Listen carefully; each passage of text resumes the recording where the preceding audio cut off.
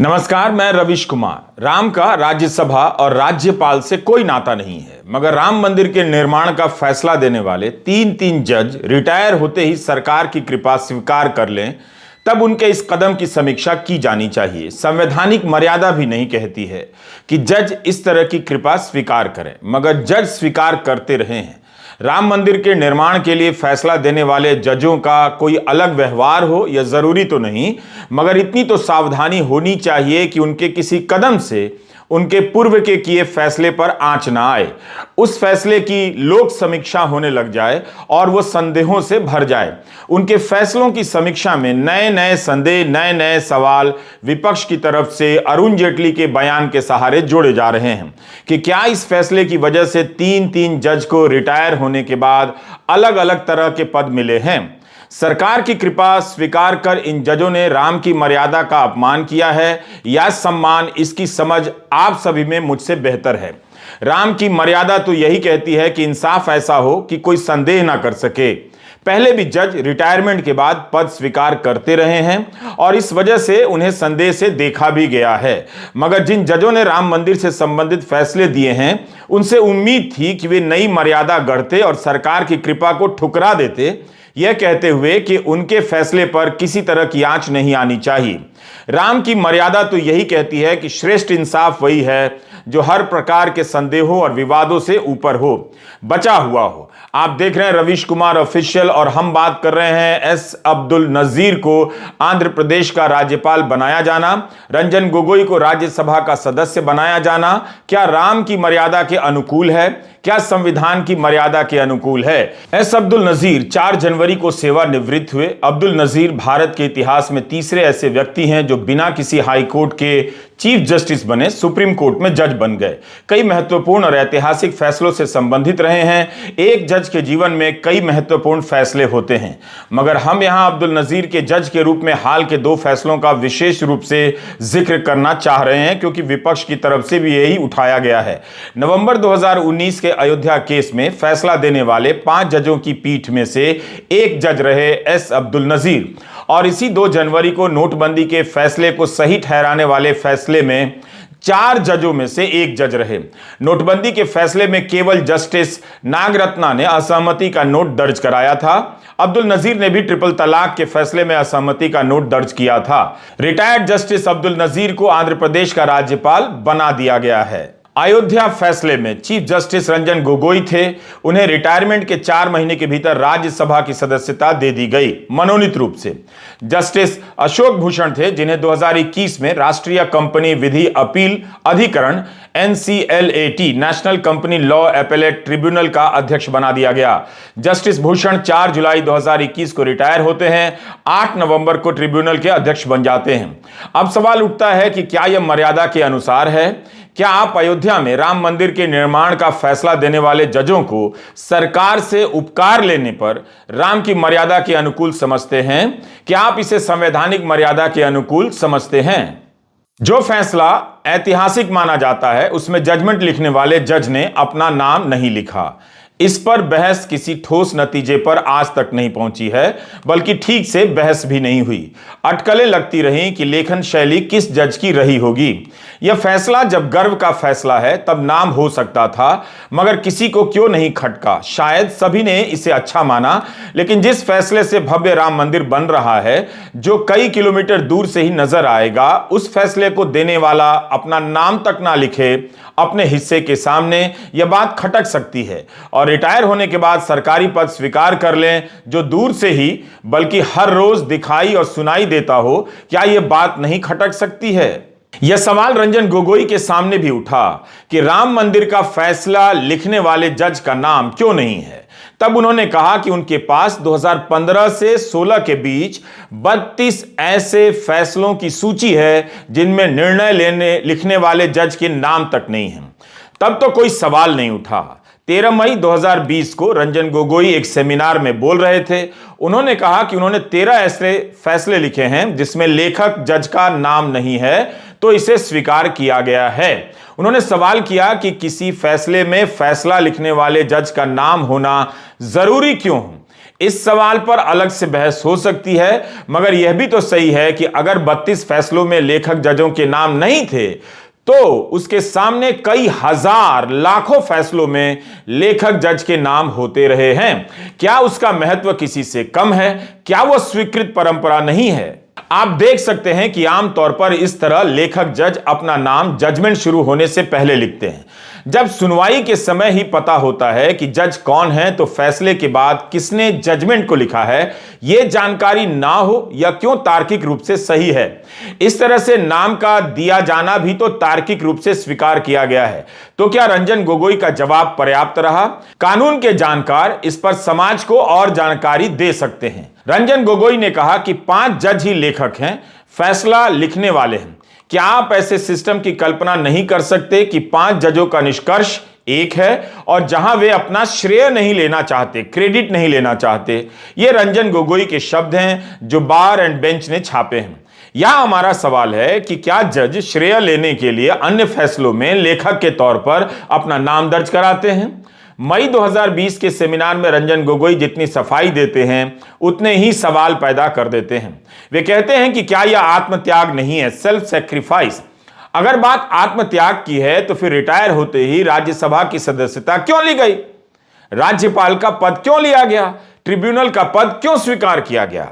हमारा सवाल है कि क्या रिटायर होने वाले इन जजों को बाद में पद लेना चाहिए था, और वो भी इतनी जल्दी? बीजेपी के ही 2 बड़े नेता इसे गलत बताते रहे। नितिन गडकरी तो आज भी मोदी सरकार में मंत्री हैं। दिवंगत अरुण जेटली भी वित्त मंत्री, कानून मंत्री, रक्षा मंत्री के पद पर रह चुके हैं। उनका एक भाषण चारों तरफ घूम रहा है। उनके बयान को कांग्रेस प्रवक्ता अभिषेक मनु सिंघवी ने भी अपनी प्रेस कॉन्फ्रेंस में दिखाया और फिर अपनी बात रखी। The desire of a post-retirement job influences pre-retirement judgments. It's a threat to the independence of judiciary. इस हिस्से को सिंघवी ने अपनी प्रेस कॉन्फ्रेंस में सुनाया। जेटली उस समय नेता प्रतिपक्ष थे और राज्यसभा में कह रहे थे। उसका सार यही है कि खास तौर पर 1991 के बाद से लीगल प्रैक्टिस बहुत फायदेमंद हो गई है, इसलिए हमारे बेहतरीन लोग जज नहीं बनना चाहते हैं। हम रिटायरमेंट के बाद जजों के लिए अवसर बनाने के मामले में बहुत ज्यादा आगे बढ़ चुके हैं। अगर हम नहीं करते तो जज खुद ही ऐसा कर रहे हैं। मुझे खुशी है कि सुप्रीम कोर्ट ने अपने फैसले पर पुनर्विचार किया, जिसके तहत सीआईसी के हर सदस्य का रिटायर्ड जज होना अनिवार्य किया गया था। मगर कॉलेज की फीस एक अकाउंटिंग का कॉन्सेप्ट है। सुप्रीम कोर्ट ने एक न्यायिक आदेश के तहत कह दिया कि मेडिकल और इंजीनियरिंग कॉलेज की फीस रिटायर्ड जज तय करेंगे, और इस तरह हर राज्य में 2 और नौकरियों का सृजन किया। मुझे लगता है कि लटियंस के एक बंगले में रहने की यह लालसा काफी गंभीर है। अरुण जेटली का ही बयान है कि रिटायरमेंट के बाद बंगला और पद पाने की लालसा का असर रिटायर होने के फैसले पर पड़ता है। यह न्यायपालिका के लिए खतरा है। जेटली 2013 में यह बात कह रहे हैं, जिसके 1 साल बाद मोदी सरकार आती है। क्या मोदी सरकार ने इस खतरे को दूर करने के लिए कुछ भी किया? क्या जजों ने नई मर्यादा कायम करने की कोशिश की? क्या जेटली की बातों को दोहराते हुए हम कह सकते हैं कि मोदी राज में जो जज रिटायरमेंट के बाद पद ग्रहण कर रहे हैं उनकी इस लालसा या लालच का रिटायरमेंट के पहले के फैसलों पर असर पड़ा होगा? अगर यह बात सही है तो मेरा सवाल भी सही है कि क्या राम की मर्यादा का उल्लंघन हुआ है? अरुण जेटली के बयान के अनुसार राज्यसभा की सदस्यता को लेकर रंजन गोगोई, राज्यपाल के पद को स्वीकार कर अब्दुल नजीर और ट्रिब्यूनल के अध्यक्ष पद को स्वीकार कर अशोक भूषण ने क्या संदेह पैदा करने की गुंजाइश नहीं छोड़ी है। पीआरएस लेजिस्लेटिव रिसर्च की साइट पर राज्यसभा में रंजन गोगोई की उपस्थिति का रिकॉर्ड देख रहा था। 19 मार्च 2020 से उनकी सदस्यता शुरू होती है। 6 फरवरी 2023 तक उनकी उपस्थिति केवल 29% है। इसके मुकाबले सभी सदस्यों का राष्ट्रीय औसत 79% है, जो कि काफी अधिक मालूम पड़ती है। रंजन गोगोई ने आज तक कोई सवाल नहीं पूछा है। सवाल वाले कॉलम के आगे 0 लिखा है। डिबेट वाले कॉलम के आगे नॉट अवेलेबल लिखा है। कोई प्राइवेट मेंबर बिल लेकर नहीं आए। यह सब जानकारी पीआरएस की साइट पर है, आप देख सकते हैं। रंजन गोगोई ने अपनी जीवनी लिखी है जिसमें रिटायरमेंट के 4 महीने बाद राज्यसभा की सदस्यता लेने को सही ठहराया है। उन्होंने कहा है कि जब पेशकश की गई तब कोई हिचक नहीं हुई। वे पूर्वोत्तर और न्यायपालिका से संबंधित मुद्दों को उठाना चाहते थे, मगर उन्होंने तो कोई सवाल ही नहीं पूछे। पत्रकार श्रीनिवासन जैन ने उनसे अदानी पूर्व एनडीटीवी के लिए एक सवाल पूछा कि आपकी उपस्थिति इतनी कम है, तो उन्होंने कहा कोरोना की महामारी के कारण ऐसा हो गया। कोविड के कारण वे सदन नहीं आ रहे थे। रंजन गोगोई ने कहा कि वे नामित सदस्य हैं, किसी पार्टी के सदस्य नहीं। केंद्र की सलाह पर राष्ट्रपति ने उन्हें राज्यसभा के लिए मनोनीत किया था। सुप्रीम कोर्ट के रिटायर्ड चीफ जस्टिस सतशिवम को लेकर भी सवाल उठे थे जब उन्हें केरल का राज्यपाल बनाया गया। जस्टिस सतशिवम ने अमित शाह के खिलाफ एक एफआईआर रद्द कर दी थी। अप्रैल 2013 में तुलसीराम प्रजापति के केस में उनके खिलाफ दूसरी एफआईआर दर्ज हुई थी, जिसे जस्टिस सतशिवम ने रद्द कर दिया। 3 सितंबर 2014 को द हिंदू के जे वेंकटेशन से उन्होंने कहा कि उस समय यानी 2013 में किसी को पता नहीं था कि अमित शाह बीजेपी के अध्यक्ष बनेंगे और हमने अमित शाह को क्लीन चिट नहीं दिया था। उन्हें इस बात का दुख था कि पूर्व चीफ जस्टिस को लेकर इस तरह के सवाल उठाए जा रहे हैं। आजाद भारत में सुप्रीम कोर्ट से 4 ऐसे जज रिटायर हुए हैं जो बाद में राज्यपाल बनाए गए। द वायर की एक रिपोर्ट में इसका जिक्र है कि नेहरू सरकार ने जस्टिस एस फजल अली, देवेगौड़ा सरकार ने जस्टिस फातिमा बीवी और मोदी सरकार ने पूर्व न्यायाधीश पी सतशिवम को राज्यपाल बनाया। अब अब्दुल एस नजीर का नाम भी जुड़ने जा रहा है। 2013 में अरुण जेटली ने कहा कि रिटायरमेंट के बाद जब कोई जज पद स्वीकार करता है तो उसके पहले के फैसलों को लेकर संदेह होता है। 9 सितंबर 2013 को पीयूष गोयल ने जेटली के राज्यसभा बयान का एक हिस्सा कोट करते हुए ट्वीट भी किया था, जिसका मतलब यह है कि रिटायरमेंट के बाद पद मिलने की लालसा रिटायरमेंट के पहले के फैसले पर असर डालती है। तो अयोध्या मामले के 3 जजों का पद स्वीकार करना अरुण जेटली के हिसाब से पीयूष गोयल के हिसाब से कैसे देखा जाए? क्या पीयूष गोयल अब अरुण जेटली के बयान को फिर से ट्वीट करना चाहेंगे? कर भी सकते हैं। तो ये मैंने जैसा कहा कि आपकी कथनी आपकी जुबानी। देखिए, ये कोई इसका उत्तर नहीं कि पहले भी हुआ है, बिल्कुल हुआ है, लेकिन हम मानते हैं कि अब काफ़ी समय से और विशेष रूप से जिस निरंतरता से जितनी जल्दी से आजकल हो रहा है, एक सैद्धांतिक रूप से ये गलत है, ये न होना चाहिए और हम इसका विरोध बिल्कुल करते हैं सिद्धांत पे। मैं किसी व्यक्ति विशेष का विरोध नहीं कर रहा हूँ, तो सैद्धांतिक रूप से निश्चित रूप से हम इसका विरोध करते हैं। और ये आपने कहा था, बार बार कहा था, सदन में कहा था, सदन के बाहर कहा था, तो उसका पालन करने के लिए अब आपका ये उत्तर नहीं हो सकता कि पहले भी हुआ था। अभी हमने हाल में और इसके उदाहरण देखे और ये अब जैसे कोई परंपरा बनाई जा रही है। यही नहीं, 2012 में नितिन गडकरी का बयान कई जगहों पर छपा है, जिसमें वे सलाह दे रहे हैं कि जजों के रिटायर होने के 2 साल बाद पद दिए जाने चाहिए, नहीं तो सरकारें परोक्ष या अपरोक्ष रूप से अदालतों पर प्रभाव डालने की कोशिश कर सकती हैं। मगर यहां तो अयोध्या मसले का जजमेंट लिखने वाले जजों को रिटायर होने के कुछ ही महीनों के भीतर पद दे दिए गए। क्या अब नितिन गडकरी इस पर बोलना चाहेंगे? बोल भी सकते हैं। क्या गोदी मीडिया यह सवाल पूछेगा? पूछ भी सकता है।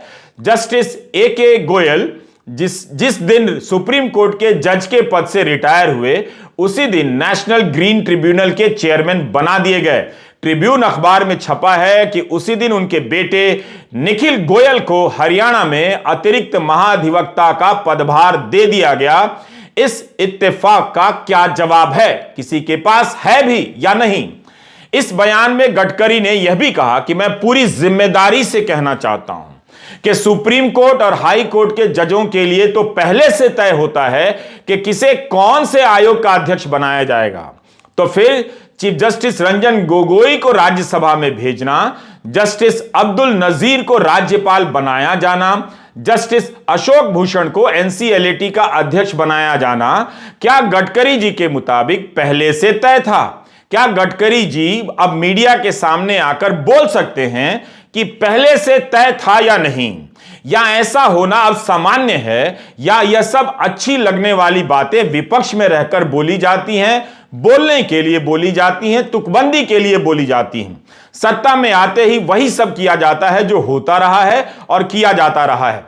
तब कांग्रेस नेता मनीष तिवारी ने कहा था कि जेटली को पता होना चाहिए कि कुछ आयोग ऐसे होते हैं जिसके लिए सेवारत या सेवानिवृत्त जज ही योग्य होते हैं, मगर राज्यपाल का पद तो स्वायत्त पद नहीं होता। हम सब जानते हैं कि वह केंद्र का प्रतिनिधि होता है, उसके ही एजेंट के तौर पर काम करता है।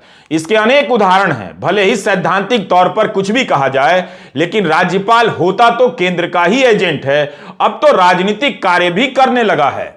हम नहीं कहते कि इन पदों को स्वीकार कर लेने भर से इनके फैसले संदिग्ध हो जाते हैं।